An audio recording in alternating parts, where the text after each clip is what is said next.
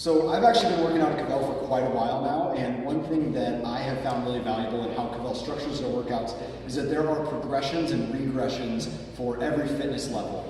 So you can take someone who is an elite level athlete, and Kvell can structure the workout to make them have a really difficult, challenging workout. And we can also take someone who maybe hasn't worked out for the last several years or is a complete beginner and regress those movements so that kind of the team here at Kvell is meeting that person where they're at and structuring a workout specifically for them and their fitness levels to help them progress and get stronger, while at the same time having everyone in that group context that provides accountability and teamwork and competitiveness and all of that. And so they're training movements rather than just kind of jumping in on the muscles. And as an example, I think a push-up is a movement that a lot of people maybe don't know how to do correctly or struggle with or haven't been able to do, and they don't really know where to start in terms of those regressions and those progressions. So, I don't know, Matt, show me some regressions and progressions for push-ups. Yeah, so the thing with push-ups is, we've been in business about 10 years, and I can probably count on my 10 fingers how many people have done a push-up correctly in that 10 years. So about one person a year. So here's the deal. Most people don't have the strength in the core. Most people don't know how to do it correctly. Most people have never been taught. So this is not anybody's fault. Matter of fact, it's whoever your gym teacher was, it's their fault. So go back and blame them. All right, so first I'm going to show some wrong progressions. Then we're going to go through how to make it work. All right, Casey, so can you just maybe show what most people do? Wide elbows, super wide elbows. So this is what we do most people. Okay, so this is really tough on the shoulder. We get a lot of impingement issues. A lot of people destroy their shoulders doing push-ups, presses, all that with this issue here. So what we want to do on a real push-up is we're going to bring those hands so when we go down, it's right by the armpit. Okay, so Casey, bring those hands in a little bit. Okay, so that's number one. Now, when he goes down in his push-up, instead of flaring his elbows, he's going to kind of create a torque and pull those elbows in by his side. Okay, so now what he's doing is activating the entire shoulder girdle. So now it's actually more of a full body movement. We're working the back, we're working the traps, the lats, the shoulder girdle, and then the chest girdle. So we're working this whole thing. Now what that does is it keeps that shoulder healthy, right where it needs to be, keeps it all compact. Okay, number two, go ahead and go either hips up or hips down. The other issue, go and turn to the side, let's turn to the side.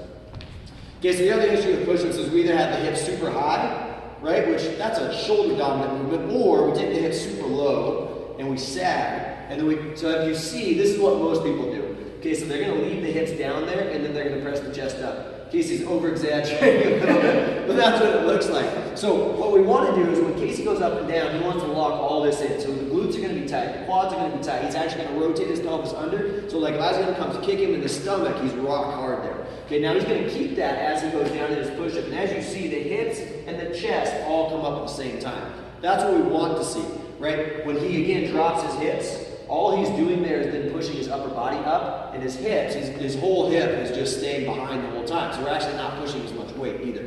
All right, so most people when they come in are strong enough to do that correctly. So let's go through some regressions and progressions. So we'll start out with a simple pup, which is push-up position plank. Okay, so regular planks on the elbows, pup, we're going to be on the hands. So we want to get in that perfect push-up position. So hands are right up under the armpits, and then we're going to push up. So go ahead and sag a little bit. So with the shoulder blades, Casey's going to push away from the floor as hard as he can right here. Okay, so everything's locked in tight. Again, core's tight, quads are tight, glutes tight. His entire body here is rock solid. Okay, that's we got to master that first. Okay, from there, we're then going to go into a planked pup. So planked pup, we're going to get a little bend in the elbows now.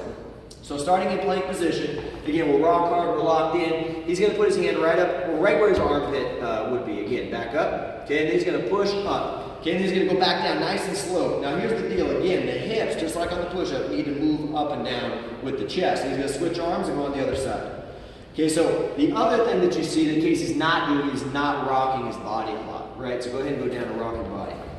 Okay, so see that? That is a terrible form because everything gets loose and you're never going to be able to get to an ultimate push-up there because basically you're just cheating the movement. Again, when we exercise, guys, we want to make sure the movement is as difficult as possible, not as easy as possible. When we're out doing things in real life, we want it to be easy. And that's why we cheat all these movements. Okay, number three, we're going to go into our solid push-up, which we already showed, but we'll show it again.